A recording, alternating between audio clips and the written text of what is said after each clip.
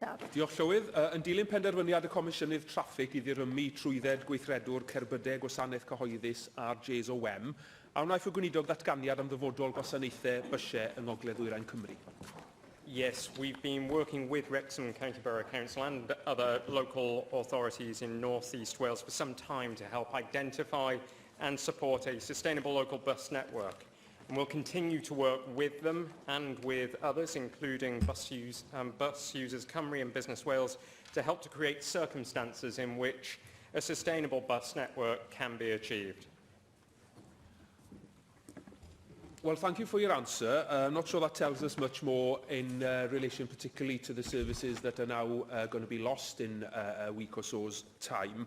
And after the shambles of the GHA coaches situation over the summer, of course, the last thing we need is more uncertainty about the services over Christmas and the New Year period. Now, I understand that the tender, a new tendering process is underway, but apparently with a new contract start date of the 1st of April 2017.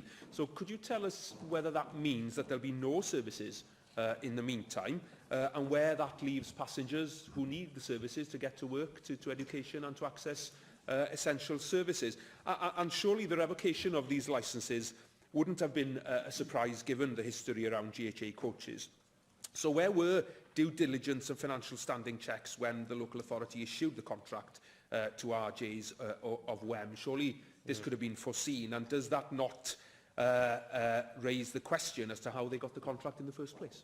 Yes, the member will be aware of local controversy that accompanied the announcement of RJs of Wem's contract with the council. Wrexham County Borough Council went into a contract with RJs in the knowledge that the directors were formally overseeing GHA coaches. Now, the loss of the operating licence means that Wrexham Council will be responsible for assessing local circumstances and priorities, including any service that can be provided to those residents who will now be left without a service, potentially for a period following December the 19th, when the licence will the revoking of the licence will take effect.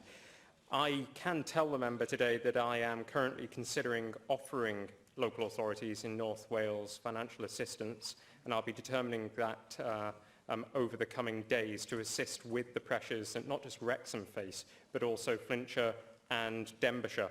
I have also decided to provide funding for a dedicated bus resource within the local authorities to ensure that the sustainability of the bus network can be guaranteed.